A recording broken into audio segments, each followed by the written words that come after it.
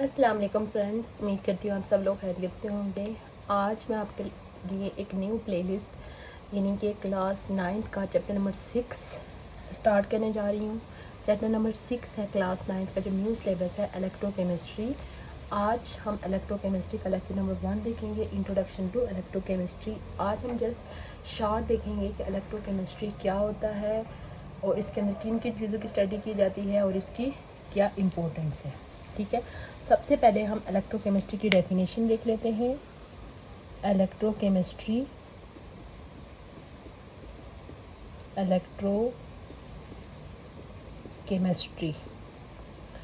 जैसे कि इसके नाम से ही आपको देख के आइडिया हो रहा हो, इलेक्ट्रोकेमिस्ट्री यानी कि इसमें कहीं ना कहीं इलेक्ट्रिसिटी जो है वो इन्वॉल्व हो रही है।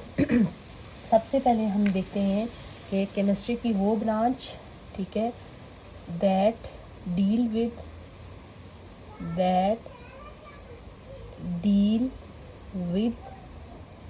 the chemical action of deal with the chemical action of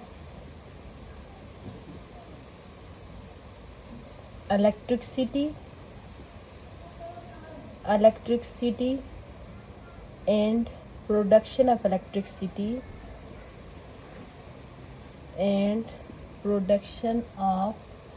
electricity by chemical reaction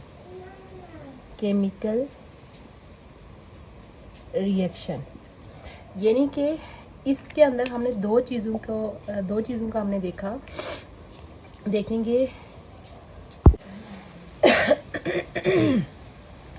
यानी कि इसके अंदर इलेक्ट्रोकेमिस्ट्री के अंदर जो है वो दो चीज़ों की स्टडी की जाती है। एक यानी कि वो केमिकल रिएक्शन जो कि इलेक्ट्रिसिटी की वजह से होंगे, deal with the chemical reaction action of electricity, यानी कि इलेक्ट्रिसिटी की वजह से आगे केमिकल एक्शन क्या हो रहा है।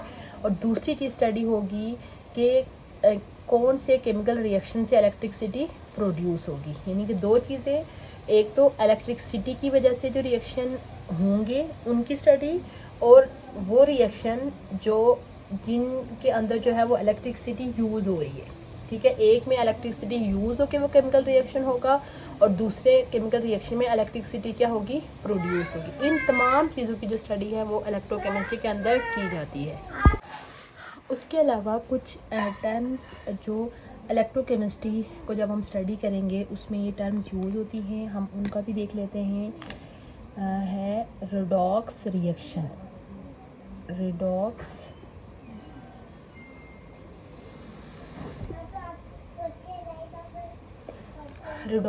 रिएक्शन यानी ऐसा रिएक्शन जिसमें ऑक्सीडेशन और रिडक्शन एक ही टाइम पे हो, ऐसे रिएक्शन को बोलेंगे रेडॉक्स रिएक्शन। यानी कि रिएक्शन की वो टाइप जिसके अंदर ऑक्सीडेशन और रिडक्शन जो है वो एक ही टाइम पे इन्वॉल्व। अभी जस्ट आप इनके नाम याद रख लें कि ऑक्सीडेशन और रिडक्शन ये रिएक्शन की कोई टाइप है जो कि अगर एक ही टाइम पे हो रहे हों तो उनको बोलेंगे रेडॉक्स रिएक्शन। ठीक है, उसके बाद रिएक्शन की टाइप्स होती हैं। इसकी डिटेल हम आगे वाले लेक्चर में देखेंगे कि ऑक्सीडेशन क्या है और रिडक्शन क्या है, टाइप्स ऑफ रिएक्शन। ठीक है, रिएक्शन दो तरह के होंगे। एक रिएक्शन होते हैं स्पॉन्टेनियस रिएक्शन,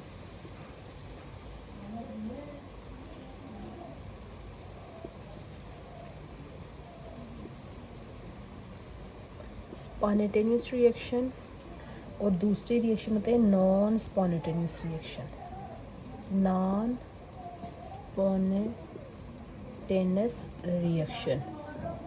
ठीक है, स्पॉन्टेनियस रिएक्शन वो होते हैं कि जो कि खुद ब खुद होते हैं। ठीक है, यानी कि उनको बाहर से किसी चीज़ की, यानी उन रिएक्शन को स्टार्ट होने के लिए हमें किसी दूसरी सब्सटेंस की ज़रूरत नहीं होती। रिएक्शंस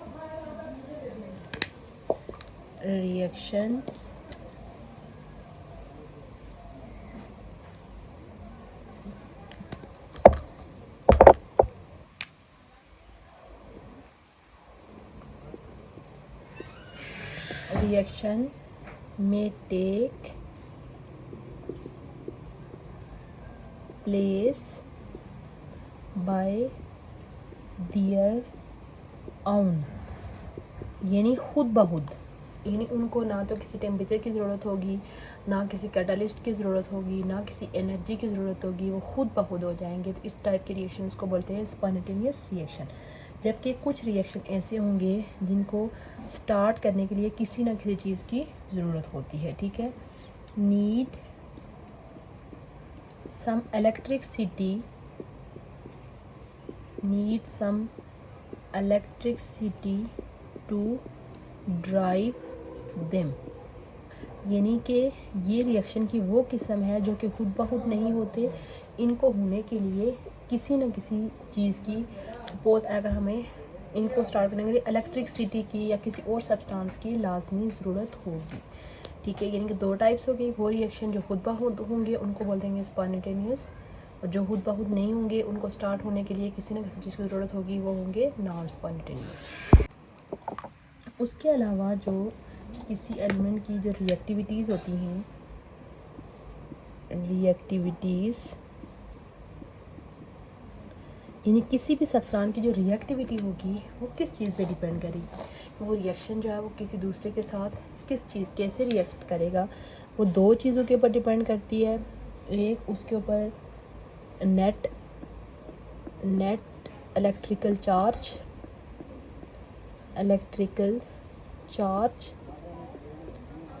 और दूसरी उसकी होती है फिज़िकल स्टेट, यानी कि इन दो चीज़ों से हमें ये आइडिया होता है कि ये कोई भी चीज़ है दूसरों के साथ किस तरह का रिएक्शन की। नेट फिजिक इलेक्ट्रिकल चार्ज से हमें यह आइडिया होगा कि इस चीज़ यानी कि ये जो एलिमेंट है इसको अपना आउटर मोस्ट शेल कंप्लीट करने के लिए कितने इलेक्ट्रॉन्स की ज़रूरत है, ये रिलीज़ कर रहा है, गेन कर रहा है, शेयर कर रहा है, क्या कर रहा है, ठीक है। इन दो चीज़ों से हमें किसी भी एलिमेंट की रिएक्टिविटी का जो है वो आइडिया हो जाता है, ठीक है। अब हम ये जो है इलेक्ट्रोकेमिस्ट्री, इसकी एप्लीकेशन देख लेते हैं कि ये हम इसको जो है वो कहाँ कहाँ पे इलेक्ट्रिक से इसको यूज़ किया जाता है, ठीक है। पहला जो है वो इसका यूज़ है। अच्छा, उसके बाद देखें कि पहले मैं इसका यूज़ लिख लेती हूँ, फिर इसको मैं एक्सप्लेन करूँगी। मेकिंग या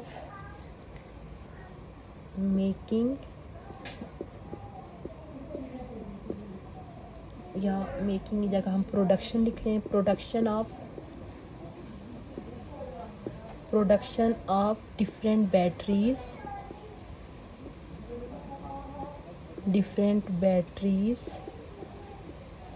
फॉर डिफरेंट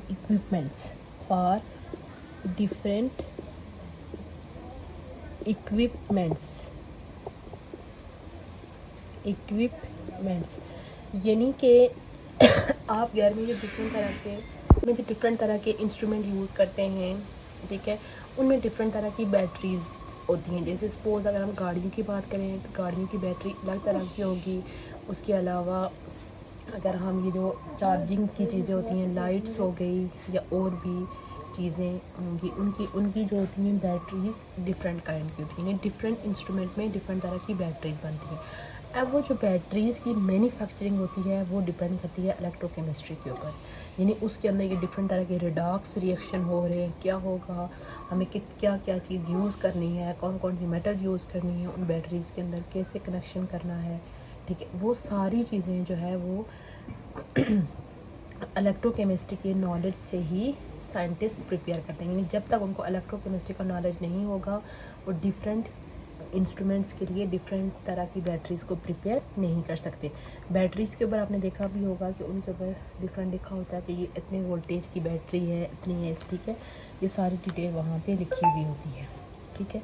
उसके बाद अगर हम इसका दूसरा यूज़ देखें कि जब अब आप देखेंगे जो बड़े बड़े इंस्ट्रूमेंट बनाए जाते हैं उनके अंदर मेटल यूज़ किए जाते हैं, ठीक है, मेटल फ्री।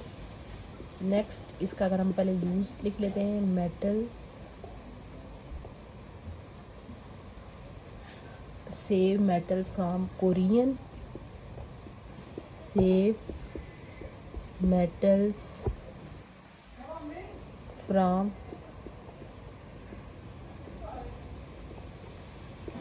कोरियन या रस्टिंग। अब आपको पता है कि डिफरेंट तरह के जो बड़े बड़े इक्विपमेंट्स बनाए जाते हैं, जैसे ऑटोमोबाइल हो गई, बड़े शिप हो गए, एरोप्लेन्स हो गए, जब वो बनाए जाते हैं उनके अंदर डिफरेंट तरह की मेटल्स यूज़ की जाती हैं। अब आपको पता है कि जितनी भी मेटल्स होती हैं उनको कोरियन का प्रोसेस होता है, जंग लग जाता है, ठीक है। उनको कोरियन से बचाने के लिए, अब आपको पता है कि जिस चीज़ को जंग लगेगा तो वो आहिस्ता आहिस्ता वो चीज़ डैमेज होकर ख़त्म होना शुरू हो जाती है। तो उसको डैमेज होने से बचाने के लिए, उसकी ड्यूरेबिलिटी को इंक्रीज़ करने के लिए इलेक्ट्रोकेमिस्ट्री का नॉलेज यूज़ किया जाता है कि हम किस तरीके से कौन कौन सी मेटल्स यूज़ करें और उनको कोरियन से पाक करने के लिए हम किस टाइप के रिएक्शंस करें ताकि हम उसको कोरियन से क्या कर सकें, फ्री कर सकें। तो जितना हम उसको कोरियन से पाक करेंगे उतना उसकी ड्यूरेबिलिटी इंक्रीज़ होगी। अब आप देखें, आप जो डिफरेंट तरह की गाड़ियाँ, जो बड़े बड़े शिप होते हैं, अगर उनको कोरियन फ्री ना किया जाए तो वो उनको आप देखें कि कुछ अरसे बाद ही, यानी कोई गाड़ी बनती है तो 1 साल के बाद ही उसको जंग लग के वो डैमेज हो जाए, ठीक है। अब आप देखें एक गाड़ी जो है वो कितना अरसा चल रही होती है, ठीक है, सालों साल वो चलती होती है और उसकी मेन रीज़न यही है कि उसके अंदर जितनी भी चीज़ें यूज़ की जाती हैं उनकी ड्यूरेबिलिटी इंक्रीज़ की जाती है, यानी कि इलेक्ट्रोकेमिस्ट्री के नॉलेज को यूज़ करते हुए। उसके बाद नेक्स्ट अगर हम इसका यूज़ देखें कि अगर एक तो अभी मैंने बताया कि यानी इसके नॉलेज को यूज़ करते हुए चीज़ों की ड्यूरेबिलिटी को इंक्रीज़ किया जाता है, उनको कोरियन फ्री किया जाता है। उसके बाद तीसरी चीज़ ये है कि अगर किसी चीज़ को कोरियन लग जाए उसके लिए जो रिमेडियल प्रोसेस होते हैं वो भी इलेक्ट्रोकेमिस्ट्री के नॉलेज से ही आते हैं। रिमेडियल प्रोसेस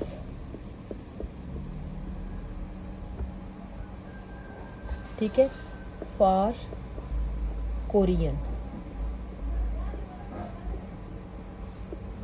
यानी कि अगर किसी चीज़ को कोरियन हो जाता है, जंग लग जाता है, तो उस चीज़ को वापस हम रिकवर कैसे कर सकते हैं, उस चीज़ का जो नॉलेज है वो भी कहाँ से आएगा, इलेक्ट्रोकेमिस्ट्री की स्टडी से आएगा, ठीक है।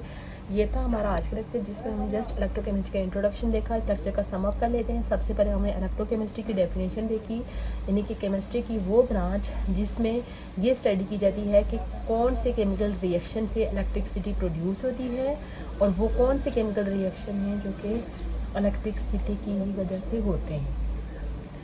उसके बाद फिर हमने देखा कि वो केमिकल रिएक्शन जिनके अंदर ऑक्सीडेशन और रिडक्शन का प्रोसेस एक ही टाइम पे हो रहे हों उसको बोलते हैं रिडॉक्स रिएक्शन। ओवरऑल रिएक्शन दो तरह के होते हैं, वो रिएक्शन जो खुद ब खुद स्टार्ट हो जाते हैं, उनको किसी एक्सटर्नल एड की ज़रूरत नहीं होती, उनको बोलते हैं स्पॉन्टेनियस, और जिनको एक्सटर्नल एड की ज़रूरत होती है उनको बोलते हैं नॉन स्पॉन्टेनियस। फिर ओवरऑल हमने देखा कि किसी भी सब्सटेंस की जो रिएक्टिविटी होती है वो उसकी दो चीज़ों से हमें उसकी रिएक्टिविटी का आइडिया होता है, उसकी फिजिकल स्टेट से और उसके ऊपर जो नेट इलेक्ट्रिकल चार्ज होता है, यानी प्लस चार्ज माइनस चार्ज और कितना है, वो सारी चीज़ें। फिर उसके बाद हमने इसकी एप्लीकेशन देखी कि मार्केट में डिफरेंट इंस्ट्रूमेंट्स के अंदर जो डिफरेंट तरह की बैटरीज बनाई जाती हैं, वो बैटरीज का जो है वो बैटरीज की स्पेस पे इसी जो इलेक्ट्रोकेमिस्ट्री ब्रांच है इसकी स्टडी से ही वो बैटरीज बनाई जाती हैं। उसके अलावा फिर हमने देखा कि चीज़ों की ड्यूरेबिलिटी इंक्रीज़ करने के लिए, यानी कोरियन फ्री चीज़ें प्रिपेयर करने के लिए भी इलेक्ट्रोकेमिस्ट्री का नॉलेज होना बहुत ज़रूरी है। उसके अलावा किसी चीज़ को अगर कोरियन लग जाता है तो कोरियंस को वापस रिकवर उस कैसे किया जा सकता है, वो सारी चीज़ें, उसका जो नॉलेज है वो भी कहाँ से आता है, इलेक्ट्रोकेमिस्ट्री की स्टडी से। ये था हमारा चैप्टर नंबर 6 इलेक्ट्रोकेमिस्ट्री का लेक्चर नंबर 1। आज हमने जस्ट इलेक्ट्रोकेमिस्ट्री का इंट्रोडक्शन देखा है।